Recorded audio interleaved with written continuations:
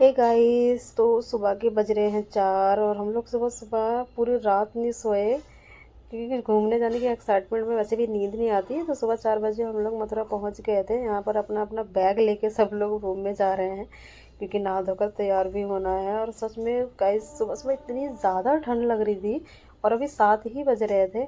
सब लोग सज धज के यहाँ पर तैयार खड़े थे, एक दूसरे का कर रहे थे वेट कि मतलब आ जाए सबके सब, तो साथ में ही कहीं जाएंगे। सब साथ में आए तो थोड़ा घूमना फिरना भी ना साथ में ही अच्छा लगता है।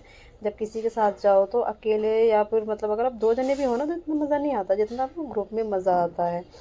और हम लोग फाइनली यहाँ पर मतलब सबसे पहले हमने डिसाइड किया, सबसे पहले हमने गोवर्धन परिक्रमा की क्योंकि हमें वही करना था। और हम लोगों का इस पैदल जाने की तो बिल्कुल भी हिम्मत नहीं थी हम लोगों के अंदर, क्योंकि काफ़ी दूर भी है और इन सब के लिए ना टाइम भी ज़्यादा चाहिए होता है। और हम आए ही एक दिन के लिए थे, शाम तक हमें वापस भी जाना है।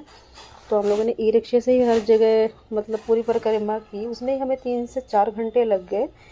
और यहाँ पर ज़्यादा सबसे पहले हम यहाँ मंदिर में गए और मतलब जहाँ पर भगवान को दूध चढ़ाया जाता है, श्री गिरिराज जी मंदिर में, ये तो शायद मेन मंदिर नहीं था, लेकिन मुझे ये चीज़ सबसे ज़्यादा मतलब बुरी लगती है कि ये दूध हम लोग चढ़ाते हैं, ये प्रसाद के रूप में आता है और यही ना हमारे पैरों में निकलता है। और यहाँ की सबसे ज़्यादा अव्यवस्था मुझे ये लगती है कि इन्होंने जो ये वीआईपी डिपार्टमेंट बनाया हुआ है, ये यहाँ का ही नहीं हर मंदिरों में है।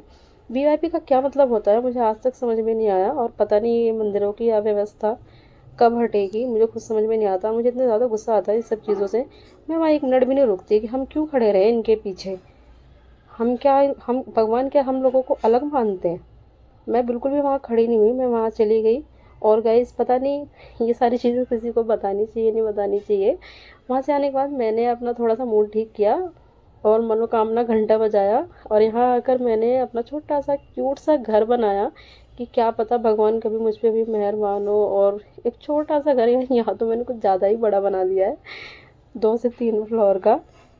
पर मैं भगवान से ज़्यादा नहीं मांगती, बस वो मुझे मेरे घर में रहने के लिए एक छोटी सी छत भी दे देना मेरे लिए, हम मेरे परिवार के लिए उतना ही काफ़ी होगा।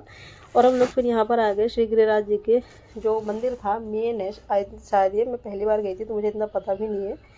यहाँ पर हम लोग घूम रहे थे तो इतना भीड़, इतना ज़्यादा क्राउड था, लेकिन फिर भी मतलब मन में एक अलग ही पॉजिटिविटी थी, मतलब इतनी ज़्यादा सुकून मिल रहा था, बहुत ज़्यादा।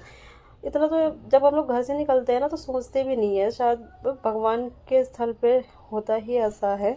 और मेरे अंदर ना गाइस एक सबसे बड़ी कमी है कि मैं कहीं भी घूमने जाती हूँ ना, अगर मुझसे वहाँ से आने के बाद मुझसे कोई भी पूछ लेना कि हाँ तुम उस जगह पर गए तो तुमने वहाँ पर क्या क्या देखा और क्या क्या जाना, तो मेरी आदत इतनी ज़्यादा कमज़ोर है